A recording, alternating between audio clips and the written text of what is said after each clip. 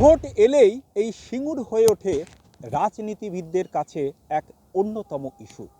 কিন্তু শাসক দলের নেতারা মনে করে এই সিঙ্গুরের জমি ব্যক্তিগত জমি অধিকাংশই, স্বাভাবিকভাবে তারা চাইলেও কিন্তু শিল্প গড়ে ওঠা সম্ভব নয়।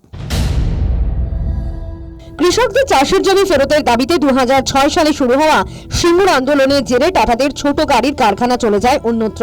2011 সালে রাজনৈতিক পট পরিবর্তনের পর সুপ্রিম নির্দেশে জমি ফিরে পায় সিঙ্গুরের কৃষকরা।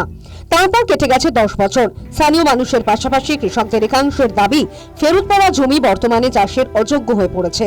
শিল্পের দাবিতে মুখ খুলেছেন তারা। তাদের মতে, শিল্প হলে এলাকার যুবক যুবতীদের হবে কর্মসংস্থান। এখন চাষও হচ্ছে না সিঙ্গুরের জমিতে, আর তো এখানে কারখানাও সেরকম আসেনি, ফলে তো সিঙ্গুরের অবস্থা তো আগের মতো আর নেই। এখানে সব অবশ্যই ইন্ডাস্ট্রি হোক, এবং ফুড যদি অ্যাগ্রো বেস ইন্ডাস্ট্রি আসে আরও ভালো হয়, তাতে এখানকার যুবক যুবতীরা কাজ পাবে, এলাকার উন্নয়ন হবে। সেটাই তো আমরা চাই, এলাকার যাতে উন্নয়ন হয়। এখন কারখানা হলেই ভালো হয়, একটা কারখানা হলেই ভালো হয়, কিছু লোকের চাকরি বাকরি হবে।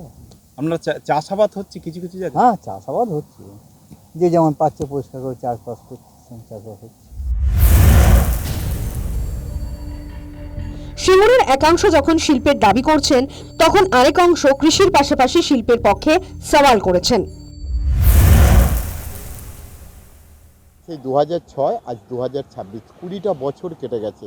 তাই সিঙ্গুরকে নিয়ে রাজনীতি বন্ধ হোক, সিঙ্গুর তার পুরনো জায়গায় ফিরে পাক, সুপ্রিম কোর্টের নির্দেশ মতো সিঙ্গুরে চাষ হোক, এবং যতটা চাষযোগ্য করা গেল না সেখানে যদি ব্যবহারযোগ্য করা হয়, অর্থাৎ শিল্প করা হয়, তাহলেও কিন্তু ভালো হয়। আমরা সিঙ্গুরের একসময়ের যারা আন্দোলনকারী তারা কিন্তু এটাই চাইছি।